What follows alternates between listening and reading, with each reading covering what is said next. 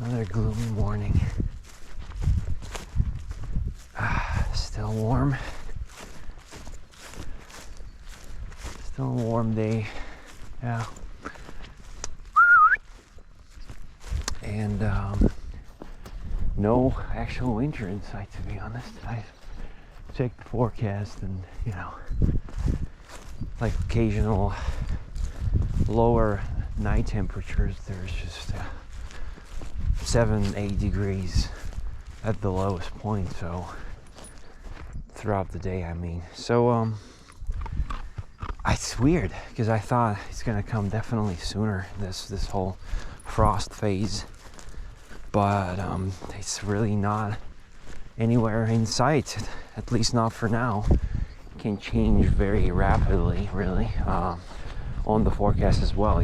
Like the forecast is sort of a very rough guide, and it can change just like that, so I suspect the frost is still gonna come.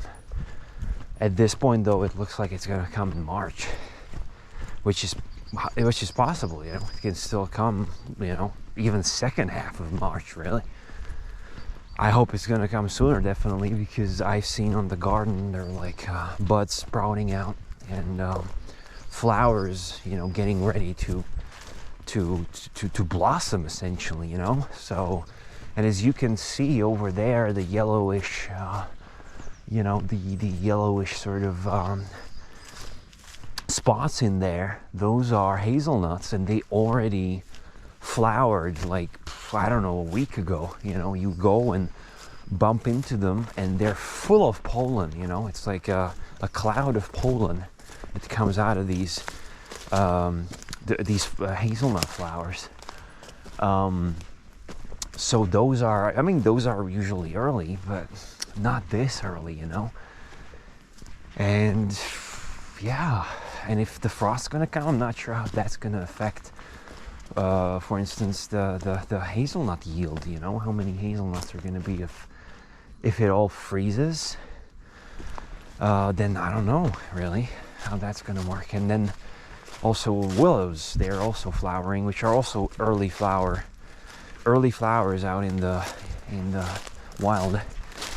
But they're also like not only they're up, but they're also yellow, full of pollen. So yeah, those woke up as well, and it's way too early. Yeah, see, there's a hazelnut right over here. So if you go closer, and I'm not sure if you're gonna see it, but okay. So these are not. Either these are already all, yeah, it feels like, yeah. So these already are, finished. Like they already used their pollen, because there was like a brownish sort of texture on the I forgot the term for it, but the part of the flower that collects the pollen, it was already brown, already dry. So that already is good. Okay, Drake got it. That already is done, and gone. Oh yeah, this looks pretty fresh. Suppose this tree fallen. I don't quite recall how many trees were there. Like I remember stepping over a couple of those fallen logs, but I feel like this one's fresh. It looks like it for sure. Yeah, there's like, look at this one. This one already fallen, but it's kind of, if you look up, it's like prepped up against that tree here. And there's lots of like fallen trees over, there. If you check, there's multiple fallen trees there, and I like it, really. I already said once, like, this is how a healthy forest should look like, lots of fallen logs and dead wood and trees. And like if this would be my forest, I would just leave it laying down like this, leave it to rot and provide nutrients and just blend in with the whole sort of terrain. Make it a bit more like sort of you know, the ancient woods, you know. I mean, the ancient woods used to be like that, you know. I'd actually seen an interesting video. Let me help Drake here. Come on, buddy. Interesting video regarding woods in the Middle Ages and in the medieval times. And you would think, oh, woods in the medieval times used to be wild, you know, and you know, like ancient, and you know, like you see in some like fantasy movies and so on and so forth. But the truth is, by the way, this was a huge, was it a pine? Yeah, it was a pine, right? Yeah, wow, man. This was an ancient pine. Look at that, very old pine there. Very old pine there. Well, that you would think, oh yeah, like woods in the medieval times used to be like, you know, wild and like completely unapproachable and, you know, full of danger and God knows what. I mean, sure, the latter part was probably true. There was much more risk of you being killed or eaten or something, you know, of course. But the interesting fact that I've learned from this one YouTuber who's a historian, and he makes a lot of videos about history. He made one of those videos on ancient forests and forests in medieval times. And the interesting part was that the forests were much more maintained than you would think, you know, that actually the forests in medieval times were extremely tidy and like sort of kept clean by the people, you know, and highly maintained. So perhaps contrary to the popular belief, I don't know if it's a popular belief, but I would think that would be the case. Forests in medieval times apparently were kept very maintained and very sort of tidy and cleared of, you know, of branches and fallen dead wood and all that, which is very interesting to me, you know, because I would imagine that it would be the other way around, actually. So technically, woods like these nowadays are probably more like, it depends kind of, because you have monocultures, of course, and you have newly sort of created forest ecosystems that are artificially created by people, you know, like by sowing purely, I don't know, fir and so on and so forth, which is not healthy and natural. But I mean, here, if you look at the forest here, you know, you've got a wild cherry, you've got a linden tree, you've got a pine, you've got a beech, you've got loads of hazelnut trees, you've got a beech tree, you know, sorry, beech tree I already said, but I thought oak tree. You've got oak trees, you know, as well. And so it's a very healthy mixture of all sorts of different species of trees and shrubs, and you've got the undergrowth as well.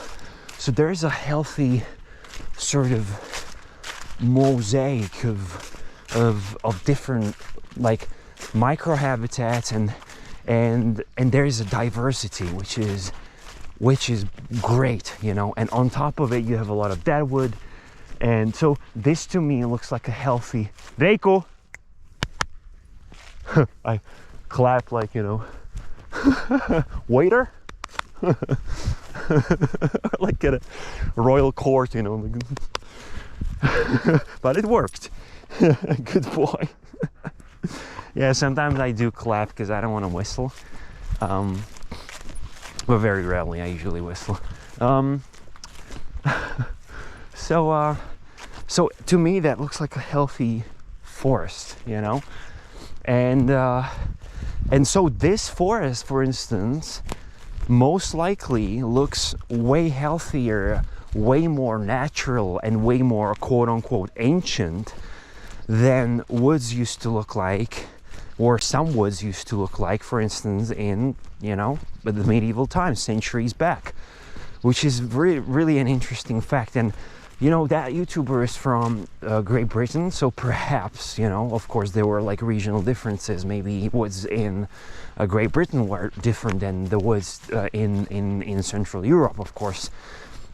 That had to be the case, right? Or in Scandinavia. I mean, it depends very much on the terrain, you know, how accessible that part is, how the people could, you know, maintain that part of the forest, and so on and so forth. So I'm pretty sure there were differences, but it's very interesting fact to me that, you know, people in medieval times used to maintain woods and keep them really like tidy and sort of accessible, which is really new to me.